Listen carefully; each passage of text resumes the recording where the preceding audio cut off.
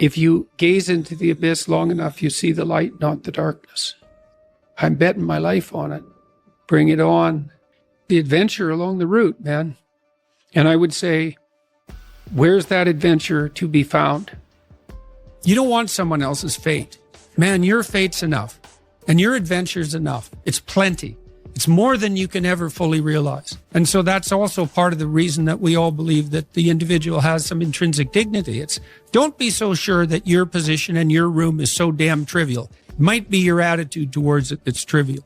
And if you're in dire straits and dire circumstances, just look at how much opportunity you have to make things better. Well, maybe the same thing's true of life, right? You bind yourself to it. And the tighter you bind yourself to it, the more you find out what it is. And that's like a radical embrace. We're built to walk uphill. And when you reach the pinnacle of the hill, you want to stop and appreciate the vision. But the next thing you want is a higher hill in the distance, because it's from the uphill climb that we derive our value. Almost all the positive emotion we feel, especially the emotion that fills us with enthusiasm, that's experienced in relationship to a goal. And so in some sense, you want a goal that you can never attain. There's nothing that makes you more formidable than verbal competence, than being able to articulate, be able to think, to marshal your arguments, right? Aim yourself in one direction. And you might say, well, I've gone halfway down this path and I found out it's wrong. Well, how do you distinguish that from just giving up? Well, that's a really hard question, right? It's a moral hazard. But then the absolute is, yeah, but you have to play one of them. You have to learn to play one of them.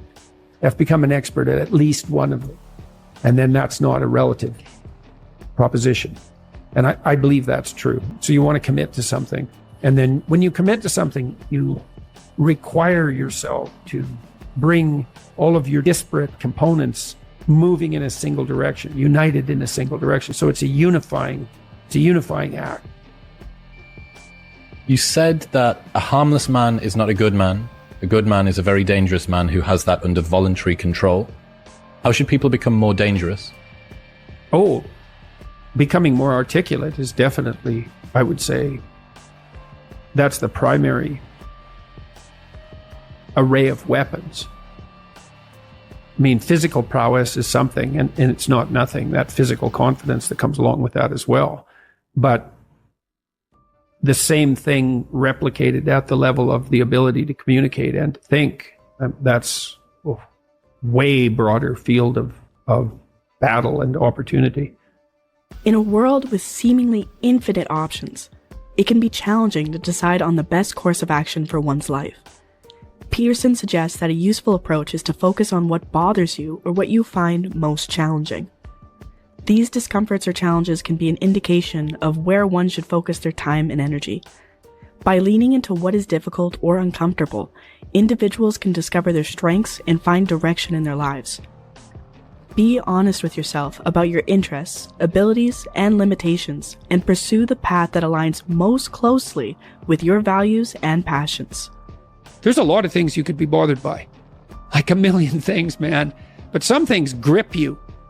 They bug you, and they might make you resentful and bitter because they bug you so much. Like, they're your things, man. They've got you. So then I look for a question that I would like the answer to. I would really like the answer to it, so I don't assume I already have the answer, because I would actually really like to have the answer. So if I could get a better answer, great. And so that's the first thing. And that's like a prayer. It's like, okay, here's a mystery. I would like to delve into it further. Well, so that's humility. It's like, here's a mystery, which means I don't know. I would like to delve into it further, which means I don't know enough already. And then comes the revelation. It's like, well, what's a revelation? Well, if you ask yourself a question, it's a real question. Do you get an answer or not? And the answer is, well, yeah, thoughts start to appear in your head. So from somewhere. That's right, from somewhere. Where do they come from? Do you have a sense? Depends on what you're aiming at. It depends on your intent. So imagine that your intent is to make things better. Then maybe they come from the place that's designed to make things better. Maybe your intent is to make things worse. Then they come from hell. Jordan Peterson is adamant about the importance of setting goals in life and the need to embrace the difficulty that comes with pursuing them. Peterson emphasizes that while it's acceptable to change your direction in life, it's essential not to make it easier for yourself. Instead, he suggests that it's crucial to challenge yourself continually and strive for greater accomplishments. He highlights the importance of goal setting as a powerful tool for personal growth and development, and encourages people to embrace the challenges that come with pursuing their dreams. Because it's inappropriate to continue in a direction you now realize to be wrong, but it's also inappropriate to give up and use that rationalization as an excuse. And how do you distinguish? Especially seeing as we're not transparent to ourselves. Well, right, exactly. So that is genuinely a moral hazard. So one of the principles that I tried to abide by in my therapeutic discussions was you can change course as long as the next thing you do is equally or more difficult. Because that's a check against just giving up. So you want to discipline yourself so you can get yourself organized so that you can go in a particular direction, so that when you find the right direction, you can really go in that direction. And that does require an apprenticeship of sorts. And it might not matter in some sense exactly what the apprenticeship is, as long as it is rigorous. You want a goal that you can never attain. So you can always move closer to the goal that recedes as you move towards it. You think, well, that's frustrating. It's like Sisyphus pushing the rock uphill.